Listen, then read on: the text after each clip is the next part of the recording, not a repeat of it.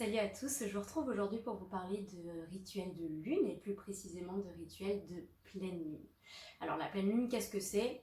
Au cas où, c'est le moment du cycle, le moment du mois où elle est brillante, ronde, pleine dans le ciel. Ça arrive à peu près tous les 28 jours, 28-29, comme le cycle féminin. Incroyable, n'est-ce pas? Et c'est un moment où les énergies lunaires nous invitent à ralentir. C'est un moment d'introspection, de retour à soi, aussi un moment de lâcher prise, d'acceptation, de gratitude. Et c'est peut-être le moment de mettre en place un petit rituel dans votre routine pour intégrer toutes ces énergies donc, et faire un petit peu le point également. Donc je vais vous proposer quelques pistes pour faire votre propre rituel de lune et de pleine lune si vous en avez envie. Il n'y a pas de règle, faites ce qui vous semble bon pour vous, faites ce dont vous avez envie. Mais si vous ne savez pas par où commencer et que vous voulez l'intégrer, je vais vous parler de ce que je fais moi ou alors de choses qui me viennent à l'esprit que j'avais envie de partager avec vous. Donc on a dit, la pleine lune c'est un retour à soi. L'idée, c'est de se préparer un petit moment rien que pour nous, un petit moment où on se sent bien, dans un espace où on se sent bien. Pour ça, installez-vous où vous voulez, où vous vous sentez bien. Peut-être vous pouvez juste purifier l'espace avec un petit peu d'encens ou de sauge.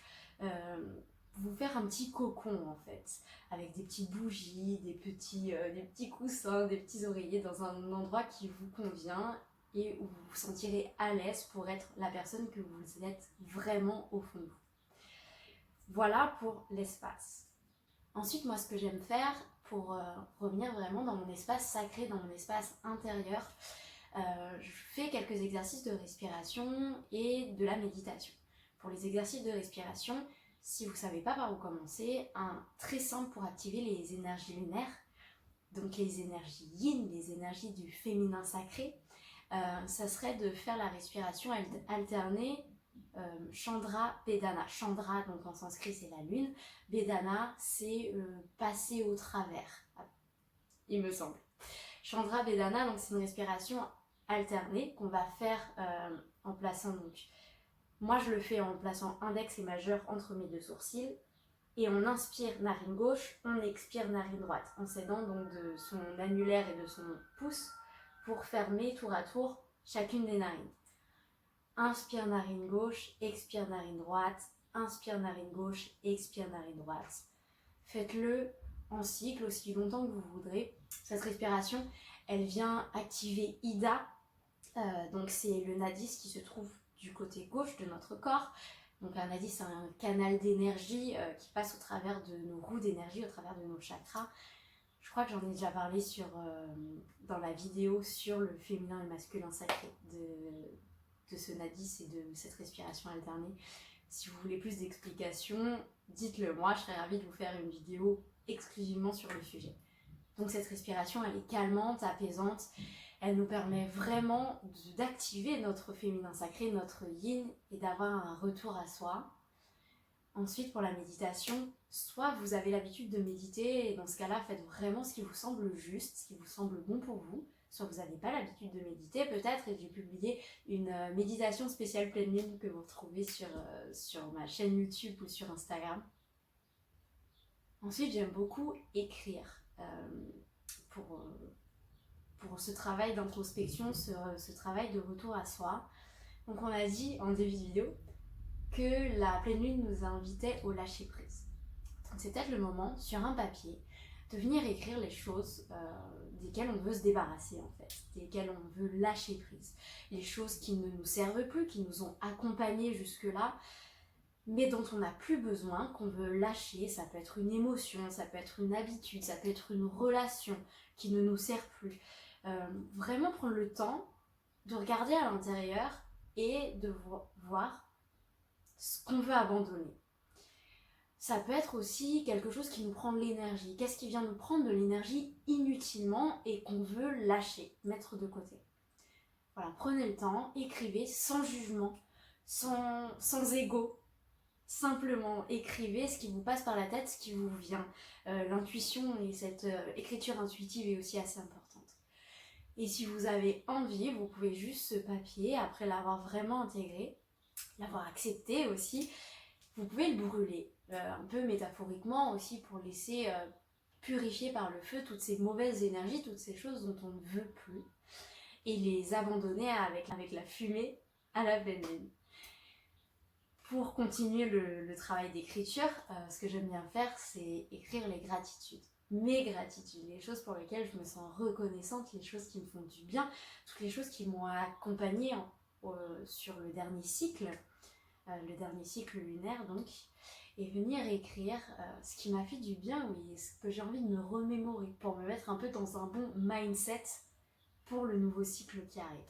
Et toutes ces choses, ça peut être des petites choses, simplement un sourire, quelque chose qui vous a fait du bien, le rayon du soleil le matin, ou alors quelque chose d'important, une réussite, peu importe ce que c'est. Ça vous concerne, ça vous appartient et vous n'êtes pas obligé de le partager avec qui que ce soit.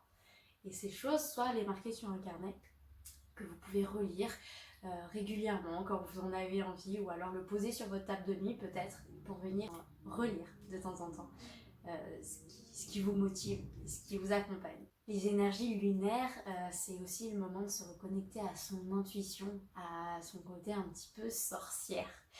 Moi, j'aime beaucoup utiliser les cartes oracles. Alors ici, j'ai l'oracle des anges et des cristaux de Doreen Virtue. Les cartes oracles, on pourra en reparler si vous le voulez. L'idée, c'est pas de les prendre forcément comme quelque chose à faire à tout prix, mais peut-être comme des messages de votre intuition. Vous allez piocher une carte intuitivement et par rapport à ce qu'elle va vous dire, vous allez faire un rapport, une corrélation avec ce qui se passe dans votre vie, ce qui se passe en vous. Et c'est vrai que c'est un outil que j'aime vraiment utiliser, que ce soit à la pleine lune ou que j'en ai besoin. Donc, si vous avez des questions là-dessus, on pourra en rediscuter aussi. Ce que j'aime également faire, c'est utiliser le pendule pour mon rituel de lune. Si j'ai des questions, voilà, essayer d'avoir des messages au travers ça. Ça, c'est totalement personnel, c'est quelque chose que j'aime faire, c'est peut-être pas quelque chose qui vous parle. Vraiment intégrer à ce rituel des choses qui vous ressemblent, c'est vraiment important. Mais pour continuer avec l'intuition, il y a d'autres façons de faire appel à son intuition. Peut-être rien qu'avec de la peinture ou du dessin, de la peinture intuitive. L'aquarelle marche très bien pour ça parce que c'est facile de mélanger les couleurs, d'avoir un peu un effet joli sur le résultat. Voilà, même si on ne sait pas dessiner, même si c'est pas notre truc, laisser parler son intuition au travers des couleurs, au travers des formes. Ça peut être au travers de journaling, d'écriture aussi. Il y a une sirène. Je la laisse passer. Donc, au travers d'écriture, écrire intuitivement ce qui nous passe par la tête. Moi, ce que j'aime faire également pendant les rituels, c'est chanter des mantras. C'est quelque chose qui m'accompagne un peu tout le temps de toute façon.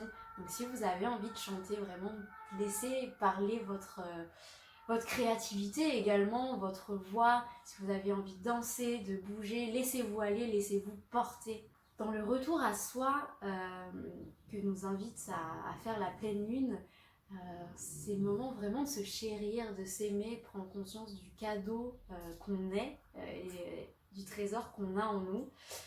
Peut-être juste pour ce retour à soi, prendre le temps de se masser avec des huiles, voilà, se masser les mains, se masser les jambes, se masser le corps, la poitrine, retourner à son corps de femme, s'accepter tel que l'on est, c'est hyper chouette à faire à ce moment-là pour votre rituel aussi. Alors ça, pour les cristaux, c'est un super moment pour les recharger. Placez-les simplement donc dans une coupelle par exemple, derrière une fenêtre ou sur votre balcon si vous avez la possibilité de le faire. Placez-les à la lumière de la pleine lune, en tout cas sous ces énergies. Qu'elles soient visibles ou non, elles dégagent quand même des énergies importantes. Les marées ne nous diront pas le contraire. Donc c'est le moment de recharger les cristaux. C'est un super exercice à faire pour pouvoir les utiliser ensuite tout le long du cycle en fait. Et qu'ils aient vraiment des belles énergies à nous transmettre. Voilà pour ce que j'avais à vous partager aujourd'hui. Faites-vous confiance et évidemment, encore une fois, je le répète, faites quelque chose qui vous ressemble, qui vous fait du bien, qui vous permet de faire le point sur le cycle qui est passé et qui vous permet de lâcher les mauvaises choses pour être prête à accueillir ce nouveau cycle. Voilà, j'espère que ça vous aura inspiré, que vous aurez envie de mettre en place ce petit rituel, que vous soyez dans l'ésotérisme ou non, juste pour vous accorder au moins une fois par mois ce temps pour vous, ce temps d'introspection, c'est un temps bénéfique. Je vous embrasse, merci d'avoir regardé, à bientôt.